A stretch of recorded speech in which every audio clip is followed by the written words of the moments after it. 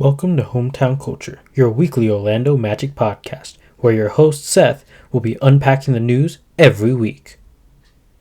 Hello, welcome to Hometown Culture, your weekly Orlando Magic podcast. My name is Seth. Let's get right into unpacking the news this week. So for the synopsis this episode, we're going to go over the Game 3 blowout by the Orlando Magic against the Cavs on Thursday, the Game 4 comeback win that happened on Saturday afternoon, and the Game 5 heartbreak that was Tuesday night's game. And then we'll also be going over some of the news happening around the league throughout the playoffs, including some series that have already been dealt with and some series that look to take interesting turns in the next coming days. So let's get right into it. All right, starting off with Game 3 of the Orlando Magic series versus the Cavs. We had our first home game since 2019 and our first home game win since, I believe, 2011, which is such a huge feat from this Orlando Magic squad. And I'm so proud of the team that we have here and the culture that we have here. Yeah, the Magic went off.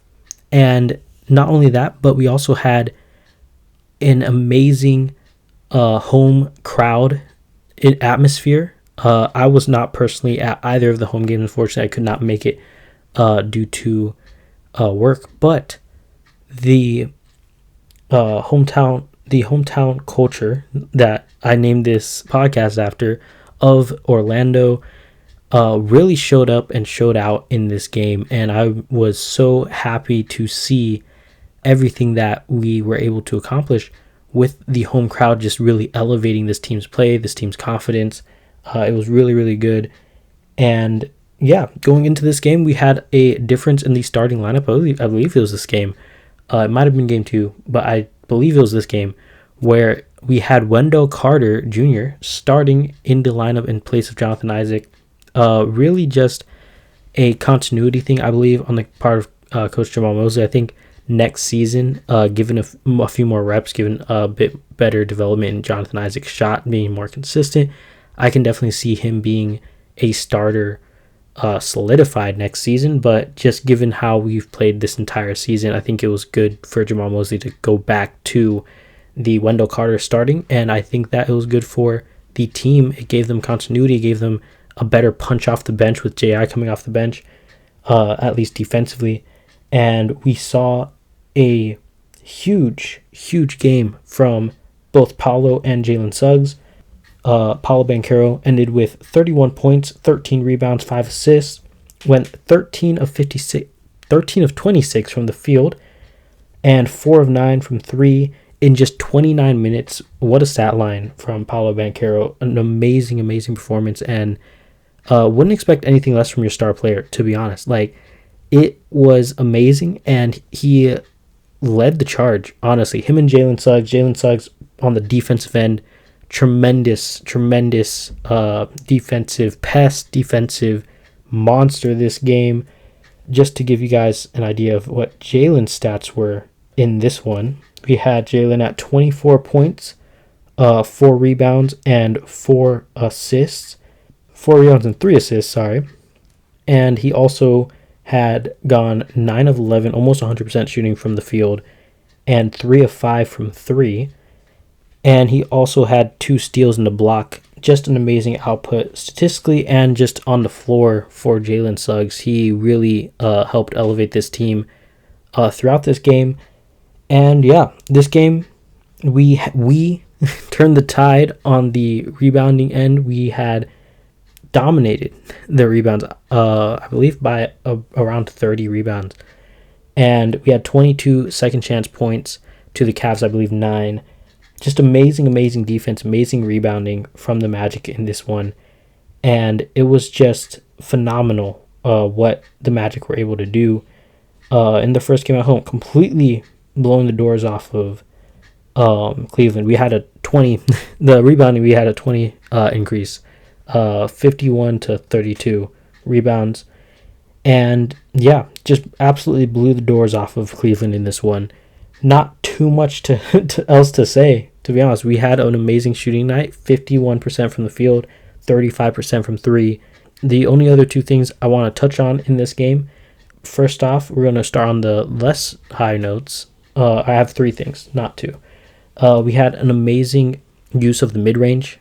I think that our team's use of the mid-range is vital to this team's success. Once again, threes are probably the most important factor in this league and in winning games. But the mid-range shot, I think our team thrives on that. And I think that if we can get into our spots in the mid-range, we can really do some damage from there. And I think that was shown in this game. And I thought that was shown in the other games as well, in Game 3 and Game 5. Another thing I want to touch on this game, George Niang pulling down Jonathan Isaac's arm in a way that seemed reminiscent of Kelly Olynyk dislocating Kevin Love's shoulder in 2015. Not a pleasant sight. I believe Tristan Thompson was called for the foul, but in the replay you could see clearly George Niang pulling down J.I.'s arm. Instantly, just the dislike from the Magic fans onto Niang, I think, is super prominent. And I think that it really is showing throughout these home games, throughout just the overall play of Niang's style. I think Niang is definitely one of those polarizing players where you either love him because he's on your team or you hate him because he's on the other team, you know. But you got to respect Niang's game for sure. But I just did not like that arm pull from Niang there. We also had Markelle Fultz in all three of these games, proving what I said in the first episode and after seeing game one and game two. I said Markelle Fultz should be getting benched in favor of shooting. Proving me wrong, very, very much. His decision making in this game, his ability to play off the ball was super good in this game in particular. Definitely proving his worth out there on the floor, and I think that he only proved that more in game 4 and game 5 for sure. So yeah, but other than that, game 3 was a blowout. Love to see the Magic take one finally. Had our first lead in this one off of a Banchero 3, and we just never looked back honestly after that first quarter ending. So yeah, amazing start, and just kept the lead the entire way through. And you hope to see that again replicated in game number 6 for sure. All right, game number 4. The game that had many people worried going into halftime, and by the end of it had Magic fans ecstatic for game 5 because, man, what an effort in that third quarter. So this game got off to a rough start. We ended up down, I believe, around 10 at the half, or I believe it was 8 or 10 at the half, and it was a rough start. We had a lot of turnovers in the first half. We had 8 in the first quarter alone, which is absolutely unacceptable. It dug us a hole that we had to get out of real quick. And yeah, it was just not great to say the least in the first half.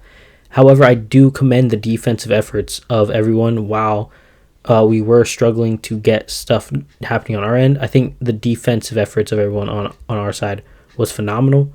I think the defensive efforts of Cleveland's side was phenomenal. It was really, really interesting to watch, especially as someone who really values the defensive side of the ball, to just see the defensive battle taking place between both teams and their schemes and their stops, and just how great both these teams are on the defensive end, how much they're making each other struggle for anything in that first half. So really, really great. Cleveland ended up getting the upper hand there, but the game does not end at halftime, and boy did it not. End of the game in the third quarter, we ended up going on a 17-2 run in the third quarter. Ended the third quarter 37 points to Cleveland's 10. Oh my goodness. Watching this game back, it was just a trip to see how well we played in that third quarter, how much the crowd was involved in that third quarter, and just the all-around effort from everyone I just wrote down, because there was not a single player on that court that was not contributing in some sort of way. And it was great to see. It was great effort all around by the team, particularly by Franz Wagner. Franz Wagner is our player of this game. He had 34 points, 13 rebounds, 4 assists, 13 of 17 from the field, which is insane, and 2 of 3 from the three-point line. 0 turnovers as well. Really commendable job by Franz Wagner in this game, and he led the charge to a all-around Magic W that took off in the third quarter and never looked back, and it was great to see. I think it really encapsulates where the NBA is right now, where no lead is safe, and it makes it exciting because you feel like you're in it every single game, no matter what the deficit may be. And so, yeah, if it, like a 20-point lead is no longer safe in this league now, and to see that happening in this game, maybe to a lesser extent, with like an 8-point lead going absolutely down the drain for the Cavs, but man, it just signifies where this league is at right now, how competitive this league is right now, and you love to see it. You love to see these scrappy games. I think both these games were very physical games. All these games have been very physical. The rest have been letting them play, and it's really just led to amazing defensive outbursts and amazing offense off of defense. And it's been fun to watch. As lopsided as these victories in these first 4 games have been, it's been fun to watch the developments from both teams. And it all builds up to Game 5, which was an amazing game that we'll get into next. Now, I know I went through Game 3 and Game 4 pretty quickly, but that's because when shots are falling and when things are just going your way and you're just playing good basketball, I don't think there's much you can say about it just to keep up the good work, right? And so we quickly move on to the struggles, because you can point out some of the struggles and some of the struggles that I think that we can point to in especially in Game 4 in particularly, because Game 3, it was just a great game all around, but like Game 4 specifically, I think you can point to turnovers being a big problem, and turnovers were a big problem in Game 4. 7 by Suggs, 4 by Paolo Banchero. Like I said, we had 8 turnovers as a team in the first quarter alone. So turnovers are a big issues in Game 4, and that's something you wanted to point out at the end of Game 4. And then you go into Game 5, confident, ready, and you go in and guess what? Turnovers once again were a big issue. And so let's get into Game 5 and the heartbreak that was Game 5. Now it's gonna be a very, very somber moment here. So Game 5, by far the closest game we've had this series. Just absolutely insane game. One of my favorite games of the postseason so far. Granted, it is very difficult to top overtime with Philly and the Knicks. The Philly and the Knicks game ending with the wild 6 points in like 2 seconds. The Pacers Bucks game going into overtime. All these different things. Some of the Nuggets Lakers games, right? But this game in particular, especially it being the Magic, just really encapsulated like, man, this is a great series, and this is what all the whole series has been building up to. A great game of basketball, and it was a vicious fight defensively and offensively. Both teams making it to 100 points at the same time. That's the first time that's happened this series. The Cavs made it to 100 points for the first time this series in general, and it was a grueling, fought out game. You had much defensive schemes going around both sides. You had different players stepping up from both sides. It was just a massive game. The Orlando Magic bench was a highlight for me in this game. While defensively, the bench was really struggling at points in this game. Overall, the bench gives you 30 points to the game. You get some huge minutes from Markelle Fultz. Once again, Markelle Fultz proving me wrong, man. His decision-making in this game was so great. and he was just so he helped the Magic basically with his defense and with his playmaking, helped the Magic basically stay in this game in the third quarter to the position where they were able to be in a position to win this game, right? So I commend Markelle Fultz. I think that I was very wrong when I said what I said in the previous episode, talking about benching him. He's definitely proven me wrong. So Markelle Fultz, gotta give him his flowers. Jonathan Isaac hitting some pretty key threes there, as well as Joe Ingles hitting a pretty key three in the third quarter. But the story of this game, man, Paolo Banchero. And I'm gonna get into Paolo and his superstardom in a bit here, but let me just read you the stat line here. We had 39 points, 11 rebounds, 2 assists, 14 of 24 from the field, and 4 of 7 from 3. An amazing game from Paolo Banchero, and in many people's eyes solidifies him as a superstar in this league. I will let you know my opinion on that, but it was an amazing game. Came down to the wire, and at the end of the day, our inability to make shots towards the end and our defense kind of falling apart towards the end as well, against Evan Mobley and against Donovan Mitchell, and Max Strus hitting some key buckets and getting the assist with Evan Mobley on the drop-off. Our defense failed us in this game. And I think that, like Jamal Mosley said in the post-game interview, when you're looking at this game, you can't look at just the last 2 minutes and decide that's what decided this game. You have to be able to look at the entire game, everything that led up to those last 2 minutes, what you could have done better. And there are many things that the Magic fell short in this game. We had poor rebounding. We gave up too many offensive rebounds. People point out free throw shooting. I think our free throw shooting was pretty decent, to say the least. I don't think that was the mover. At least for me, it was not for the entire game on the line. But I think that rebounding, we gave up 11 second chance points. Like in a possession by possession game, those matter. We shot 75% from the free throw line. Yes, we can shoot better than that. We have proven we can shoot better than that.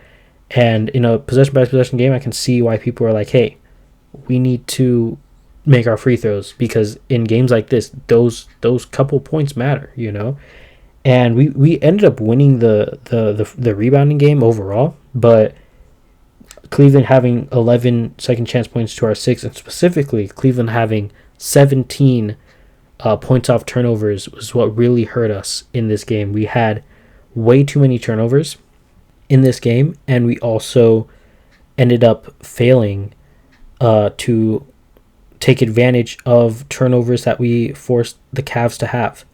We only had 8 points off turnovers in this game, and that's just a discrepancy that we can't live with. We also shot much poorer from the 3-point line than the Cavs did. You look at the Cavs, they shot 35% from 3. We shot 29% from the 3-point line.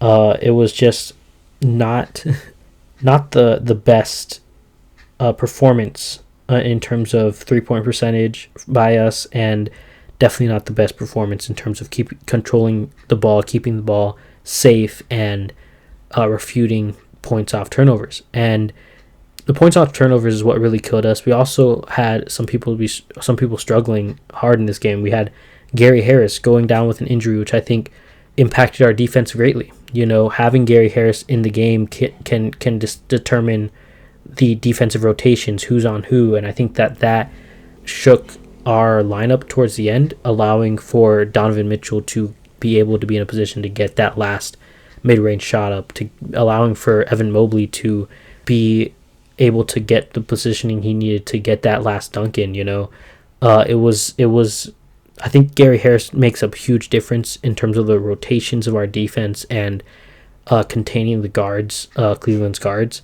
And a lot of people have been hating on Gary Harris this entire series. I have not been one to hate on Gary Harris, because I understand how important Gary Harris's defense is to the rest of the team, and how important him being able to stay on these guards allows for our other defensive players like Jonathan Isaac, like Wendell Carter Jr., to be great in their own positions as well.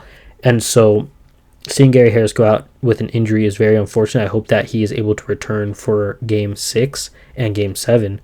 But we'll see how that transpires as we move forward here. Franz Wagner, also a guy who really struggled. He only had, I believe, 14 points. You all saw the block that was against him in the last possession of the game, basically, and yeah, shot very poorly. 1 of 6 from the 3-point line, 3 of 11 overall. He shot well from the line, 7 of 8.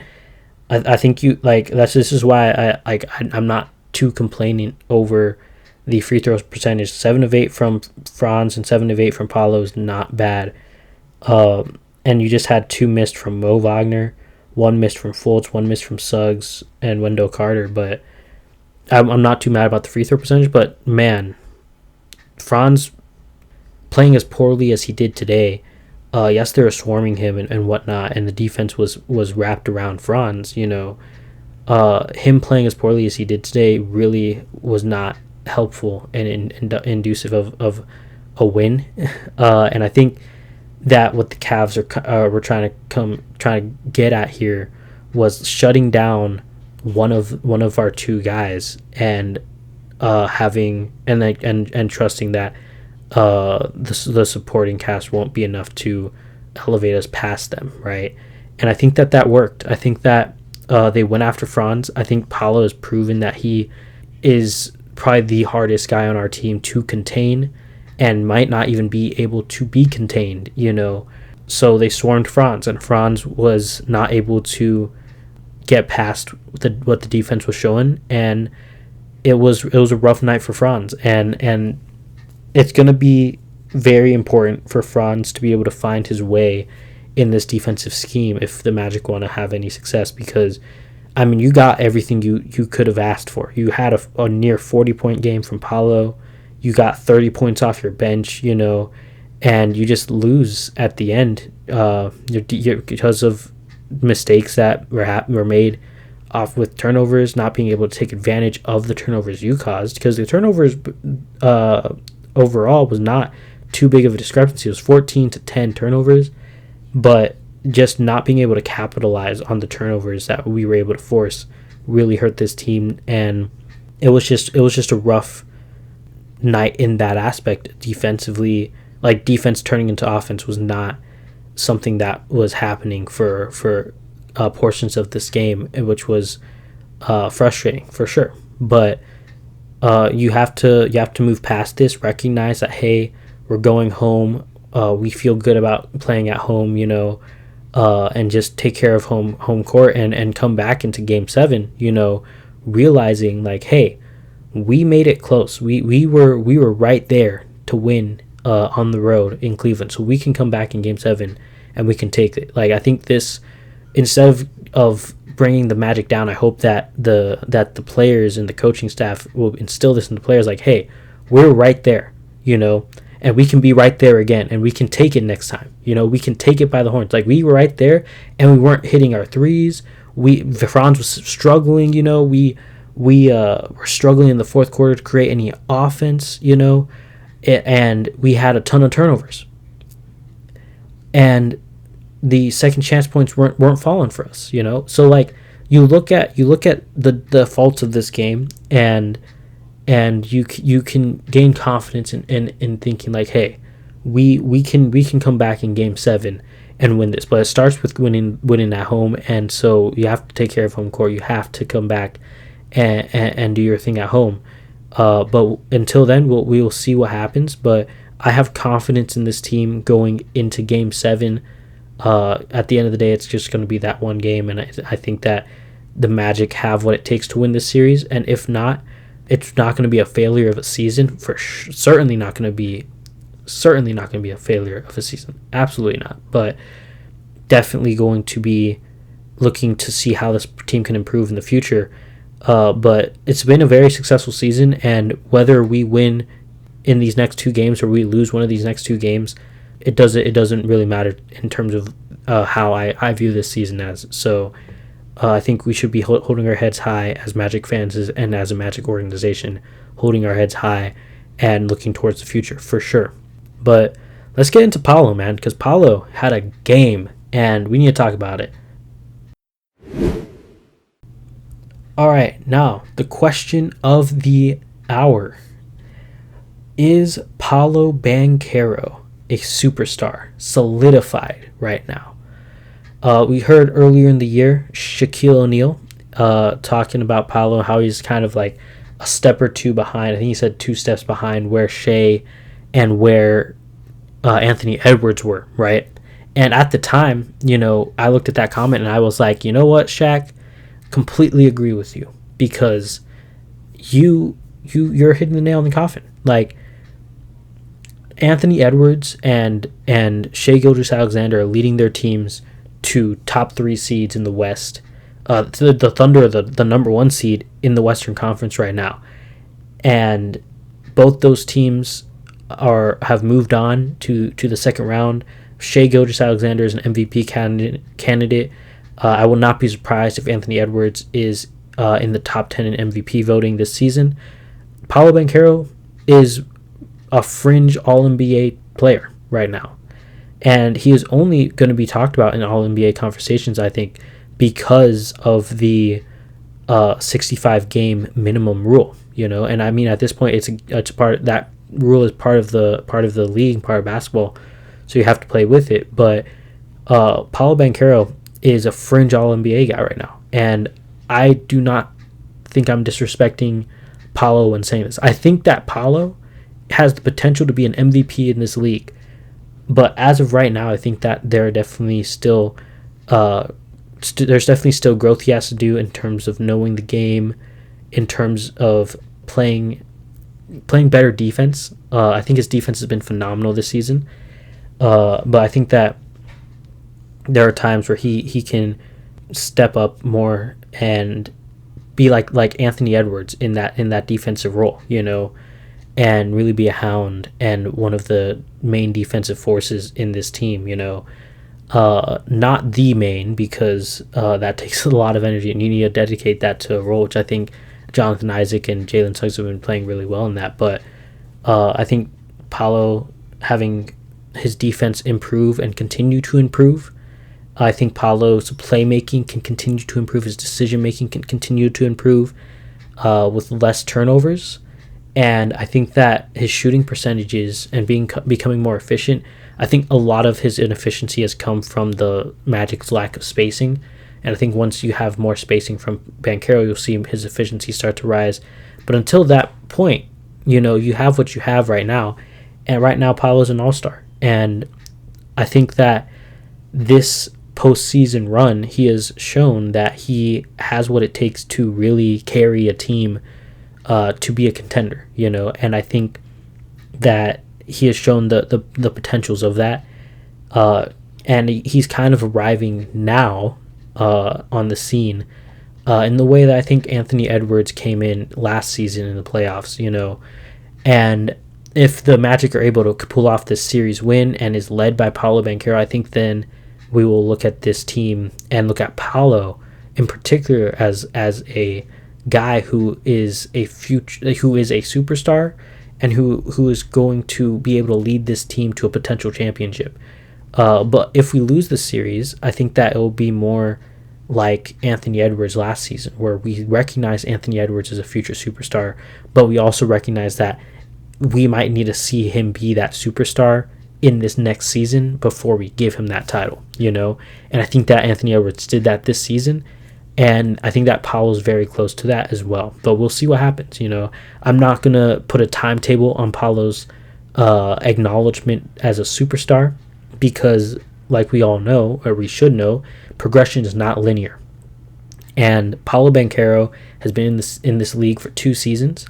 If you look at guys like Shai Gilgeous-Alexander, Shai was in the league in 2019 on the Clippers, and then had throughout the course of 5 years is now just entering into MVP conversations. Anthony Edwards, he was drafted in 2020. He's played 4 full seasons at this point, and in his fourth season, I think he claimed that superstar title.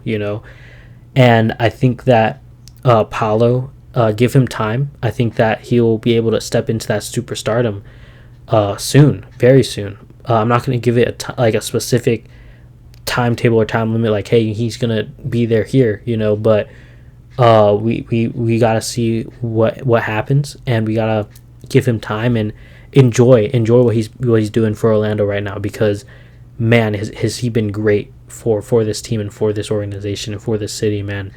And so yeah, Paolo definitely going to be a superstar. I don't think I'm giving him the title just yet, but I think that he is very close, and I think that in the coming years, and at least I would say the next 2 years, hopefully we'll see him grow into that, and if not, hopefully in the next 3 or 4 years, for sure. But we need to be patient. We should not be rushing him in his development, but we also should acknowledge how much he's grown in just 2 seasons, and be able to look forward and look towards even more development, even more growth, and hopefully an MVP caliber player that can help elevate this team to a championship level team, as long as we get the right pieces around him.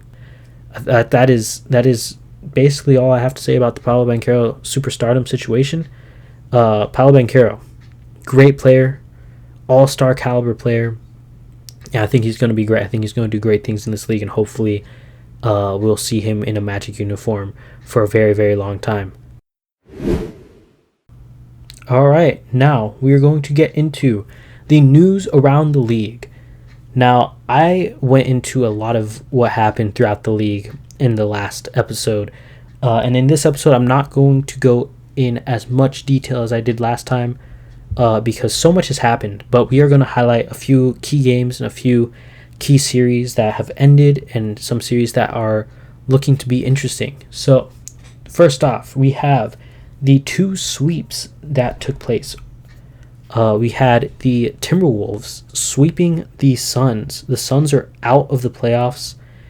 Absolutely one of the biggest failures we've seen in recent history of a team with such high expectations. We saw this team go out and get Kevin Durant and join him with Devin Booker alongside them, and they get bounced in the second round. Okay, fine. We have an off season. We have an off season to make some adjustments. We have a whole new season to hopefully get this group together and with consistency make this team a championship contender. They go out and trade for Bradley Beal, big hitter, and then they go out and sign a bunch of minimum guys, hoping that they'll contribute what they can. And then we see the absolute failure of a season through injuries and just bad luck that occurred with the Suns. And then we see them get bounced in the first round. Nasty, nasty work. And the Suns, at this point, I don't know what you do as a Suns front office. Like, I don't know where you go from here. Do you just trade Kevin Durant? Do you get rid of Beal? I doubt people are looking at Beal the same way they were looking at him a few years ago. Do you get rid of Devin Booker? I mean, I don't know. Like, I don't think you should get rid of Devin Booker, man. But at this point, you have no idea where you're going right now. And do you just run it back with new role players? Is that what new minimum players? Is that where you go? Because you need valuable role players. Like the Denver Nuggets, the reason they won the championship, they had valuable role players on their team. The Warriors had people they could trust on their team to play roles. The same thing happened with the Bucks. The Bucks had valuable role players. You had the same thing happen with the 2020 Lakers. Valuable role players who were great in their role and helped build that team to a championship. You can't just get a bunch of minimum guys and expect them to do great things. And so I'm very curious to see what the Suns do in this offseason, but I'm very excited to see the Wolves and the Nuggets face off in the second round. I think that's going to be a very exciting, very interesting series. I think Rudy Gobert has proven his worth and that he is one of the most underrated players at this point, because so many people think he is an overrated player, overrated defender, all of these different things. Rudy Gobert is the best defender in the entire league. And he is the defensive player of the year this season. And if you think that's Victor Wembanyama or if you think that it's Anthony Davis, you are wrong. Because it is Rudy Gobert without question. He has proven that in this series. He's proven that all year long. And he is by far one of the best defensive players of all time. Rudy Gobert deserves his flowers. I'm giving him his flowers right now. And Anthony Edwards, oh my goodness. We brought up Anthony Edwards in the superstardom talk. Man, is he living up to the name. Anthony Edwards, 40 points in that closeout game. Absolute monster dunk on Durant closing it out, finishing it out towards the end there.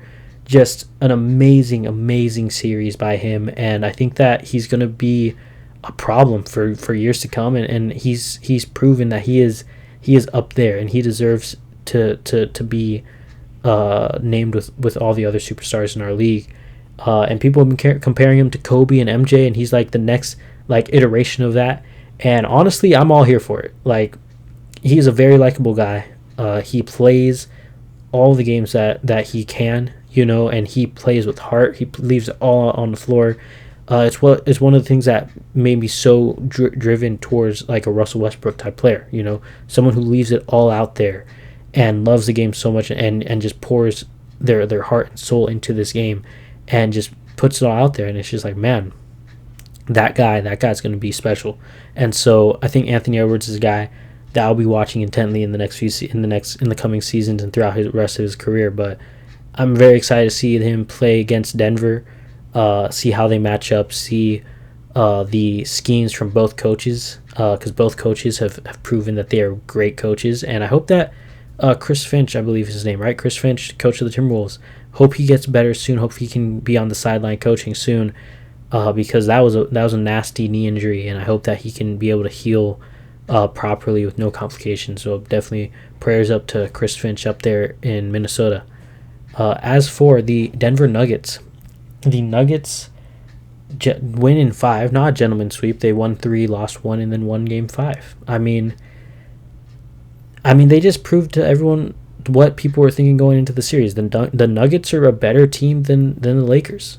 Just point blank period. They are a better constructed team, better coached team than the Los Angeles Lakers.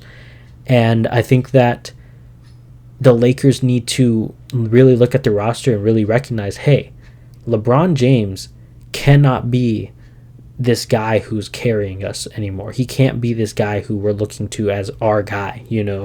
He's 40 years old.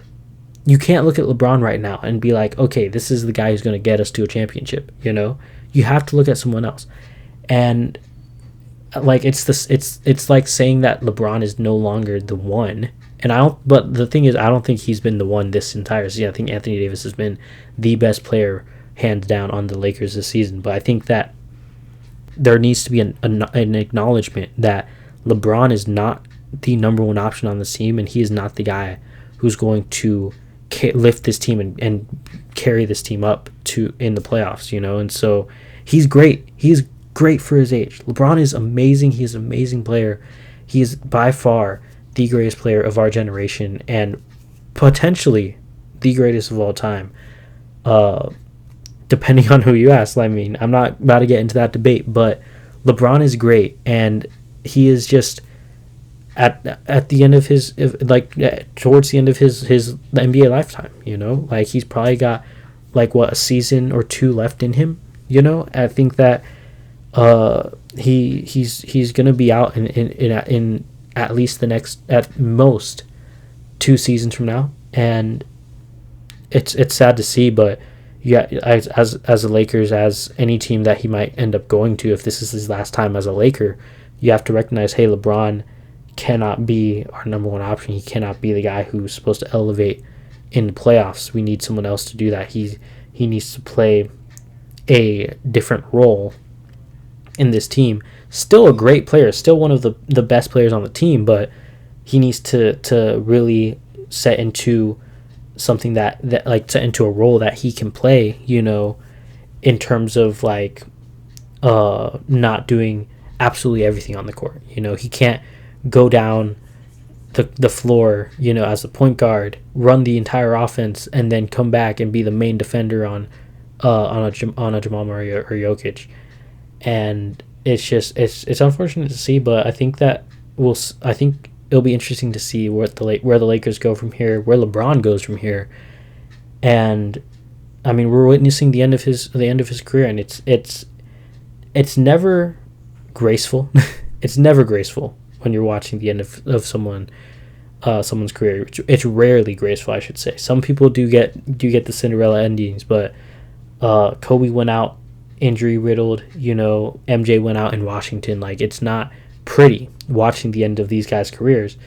But I think that LeBron has shown that, like, hey, he's old and he's still balling, and I think that he deserves a lot of respect, and he deserves the praise for everything that he's been able to accomplish in his career and in his career in and outside of basketball. And but Denver Nuggets, they're a better team. Jokic, probably the best player in the league.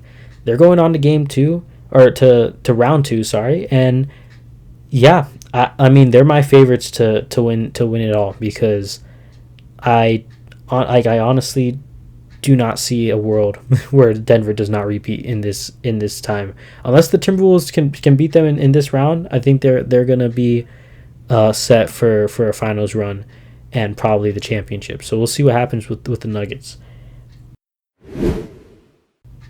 All right, now we also have the Indiana Pacers and Knicks series. Actually, let's first, before we get into those two series, let's get into the Celtics series, which just ended tonight. As I'm recording this podcast, they beat the Miami Heat in a dominant win in game number 5. Yes, they lost in game 2, but every other game was not really that pretty for the Miami Heat. And I think that the Celtics proved their dominance enough to move on. And I mean, yeah, we'll see what the competition is in round 2 and 3, but the Celtics look poised to make a finals run. We'll see what happens with the Kristaps Porzingis injury, of course. But if Kristaps can come back by the conference finals, I have pretty high confidence that they can make it to the finals, especially depending on who they're playing, whether they're playing the Magic or Cleveland in round 2. I don't see either of those series being won by Cleveland or the Magic. But, I mean, you can hope, but I think that the Celtics are at least going to the conference finals, and we'll see if they can make it to the finals, depending on injuries and whatnot. But they look good. They look good to make a finals run. I'm not too confident in their abilities in the finals, because I just do not have confidence in Joe Mazzulla as a coach. What we saw in game 2 from Joe Mazzulla and also just what we've seen from him all year for the most part, like, I just have not had too much confidence in Joe Mazzulla's coaching ability since last season and in this season. It's not been like, it hasn't looked great. It's resulted in a lot of wins, but at the same time you also get the feeling of, like, man, it might just be an overbearing of talent. Like, is he a great coach or not? Like, that's the question. And it's unfortunate. If Ime Udoka was still the head coach over there, I think that they probably would have already been champions at this point, or at least would have made the finals last season. But Joe Mazzulla, we'll see how he coaches his way through the rest of these playoffs, but definitely not the most confidence in the Celtics right now. As for the Indiana Pacers and Knicks series, they are both at 3-2. The Indiana Pacers coming out to a commanding 3-1 lead against the Bucks, where the Bucks were able to withstand and take Game 5. Definitely a very interesting series, very injury-riddled series for sure. Damian Lillard goes out with an injury in, I believe, Game 3. Chris Middleton goes out with an injury in Game 4 and then comes back. It was crazy, and the Pacers have taken advantage. The Pacers have been able to really perform well and utilize the injured Bucks to take the injured Bucks and use them for their advantage. They've taken a pretty commanding lead, in my opinion, and I think that there's a real chance that this ends in 6. Chris Middleton, really valiant effort. I think Chris Middleton's confidence this season might propel him towards a great season next season. But this postseason, this series from Chris Middleton has been pretty good, and he has hit some major shots. That overtime game against the Pacers was extremely close, and Chris Middleton hit the game tying three, and then hit another game tying three towards the end of overtime, which unfortunately was in vain due to the Pacers, I believe, making free throws and then another missed shot at the other end. But man, Chris Middleton hitting some miracle shots and just really impressing me. But I think that this series is probably going to be wrapped up in 6, which would make my prediction right. But we'll see what happens. We'll see if the Pacers have what it takes to take this series from the Bucks, or if they falter and blow a 3-1 series lead. As for the Knicks are up 3-2 after a big win by Philly in Game 3. The New York Knicks able to storm back in Game 4 with the help of 17 rebounds from Josh Hart. By far the best rebounding guard in this league right now is Josh Hart. 17 rebounds by Josh Hart is insane. And yeah, it just propelled them to winning Game 4. In games where Joel Embiid played pretty dirty, swiping Mitchell Robinson's legs from underneath him, running into Jalen Brunson, running into Anunoby, all these different things, Despite all that, the Knicks were able to pull out one on the road, and through a massive effort and a miracle effort from Tyrese Maxey, the Philadelphia 76ers able to stay alive in Game 5 in overtime from a 46-point effort from Tyrese Maxey. Tyrese Maxey, one of my favorite young players in the league right now is Tyrese Maxey. Young guards in the league, by far, Tyrese Maxey has been just really great this season, and most improved player really stepped up when needed. And people clowning on Joel Embiid, like I said, Joel Embiid's playing with like 5 different injuries at the same time right now, which I mean is no surprise at this point, but you got to commend him for sticking through it and really trying to help his team out, even though he did have 10 turnovers, he did post up a triple-double, and, Tyrese helping carry the load that Embiid is failing to carry due to all the injuries and whatnot. So we will see if the Sixers are able to hold on in Game 6. It has been a fun series, for sure. One of, if not the best series in the first round this season. So hopefully we'll see the Game 7 potential there as well. After that, we have 2 more games out west, or 2 more series out west. The Thunder and Pelicans, the series that I had so much hope for, just did not go the way I thought it was going to go after Game 1. Game 1 was a super great game, really enjoyed it. And then Game 2, 3, and 4 kind of just went, and the Pelicans get swept in 4. And I mean, I don't have much to say about that series. That was a series that I was not able to fully be invested in, and so I will not speak too much into that series. But it is unfortunate, Zion Williamson not being able to play it in another playoff series. Very unfortunate for him, and I really hope that Zion is able to stay healthy and stay in shape throughout the course of the next few seasons, because I think that we are definitely missing out on some amazing play from Zion Williamson in the playoffs. I think that in the play-in tournament, he was able to show just how great he is and how great he can be, and I just want to see that on a consistent basis, and I want to be able to see that in the playoffs. So hopefully we'll see Zion be able to come out and do great things in the coming years, but it has not looked good to start his career for sure. And then as for the Clippers versus Mavs, it is tied. The Game 5 is going to go on today. Whoever wins this game has a pretty good shot at winning the entire series. So we'll see who exactly is able to take this game. Paul George making a statement in Game 4. You had Kyrie Irving doing Kyrie Irving-like things and displaying once again how great of a finisher he is.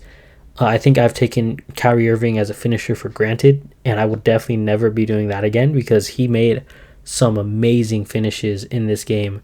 And yeah, we'll see how this the rest of this series goes.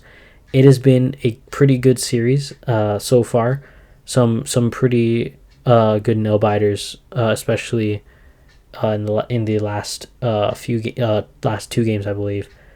So we'll see how everything pans out. But man, it is going to be interesting. I love the rivalry between these two teams, and I hope that we're able to see some crazy finishes to end it.